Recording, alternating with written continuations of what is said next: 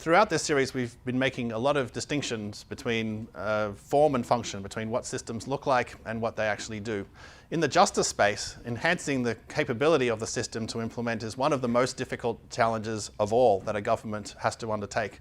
As you may have seen from other videos where we've been talking about the inherent high-stakes nature of what governments are doing. In the justice space, those challenges are enormous. You're asking a government to regulate firms. You're asking governments to collect taxes. You're asking governments to provide a system where oftentimes the evidence is very sketchy, where the political players are very powerful, both within the country and outside the country. So one of the big challenges that everybody agrees that needs to be addressed in development is building the rule of law, is enhancing the quality of the justice system so that everybody is on a level playing field, the rules are transparent and well understood and can be used as a basis for planning and anticipating events into the future. But building up the capability of a justice system is a long and often very difficult process and is ripe, therefore, for isomorphic mimicry. Because as we've seen in earlier videos, the temptation just to build up the system in terms of what it looks like as opposed to what it can actually do is a very different task. One wonderful example, though, of a group that was able to take a very different approach to building up the quality of its justice system comes, I think, from the Cambodian Arbitration Council. Over a long time period, the challenge for Cambodia had been trying to construct a labor law that would enable it to be able to not just protect its workers, but to be able to signal to the rest of the world that it was serious about being able to uphold international agreements regarding everything from child labor to the wages and conditions under which workers were operating. Indeed, many textile companies were in Cambodia precisely because of the absence of those reasons. But as it became clear through a series of international negotiations and from political pressure being brought to bear from outside, it was clear that Cambodia needed to actually have something that would be a serious labor law. Now, in the form space, the easiest way to do that is just to import it, is to set up a trust fund and to have people come in who are labor law specialists, and they can design you a law that looks exactly like what a well-functioning law should look like. But the people that were in charge of setting up the Cambodian Arbitration Council recognized from the outset that this was going to be a big challenge. That was the easy part. Bringing in the laws that would look like good laws could be done relatively quickly. The much harder part was building up the capability of a legal body to be able to do this very difficult work of setting up a space for negotiations between multinational companies, between the government, and between labor unions. And how did you get this system where there was literally none before? Well, the initial challenge was just to create a space for bringing these different groups together. And so the initial task of the Arbitration Council was just to set up a space where these different groups could talk with each other.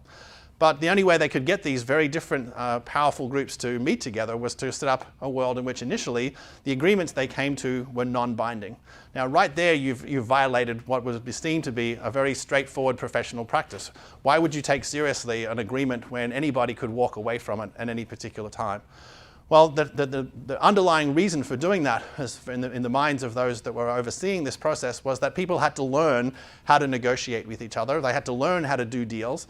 And that the only way they could get people initially into a room where that would be possible to learn collectively how to deal with very difficult and wrenchingly problematic legal issues was that the groups would learn how to do this together. So essentially to learn how to juggle, essentially, from the earlier videos that we have seen. But how to do that together, not just as individuals. So over a course of years, they put a number of different cases through this particular system. And once they were up to several hundred, there was a very important moment when all parties now moved from a world in which they had unilateral authority to walk away from it, from having no binding constraint issues associated with this, to now creating a space where everybody would in fact uphold their agreements, and there was legal consequences for violating agreements that they had come to. So now, 10 years down the track or more, we have thousands of cases that have gone through this. Cambodia has built up its own legal system. It's built up the details of those systems entirely through the basis of its own particular space that it constructed with outside support, but nonetheless was one that they could own and implement as something that they had done themselves, not as something that had been introduced to them from the outside. Now that's one particular example, and I think it took a long time horizon for this to happen. It wasn't something that could be done within an electoral cycle, even within the standard cycle of an ordinary loan or a project that would be given by the international community. So it took a lot of vision and a lot of political commitment on the part of those that were involved in this.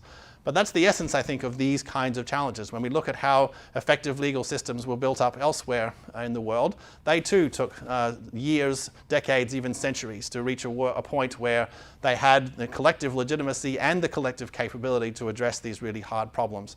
And that we're under no illusion with this program that we're involved in now that these challenges will be any less easy than they have been in the past.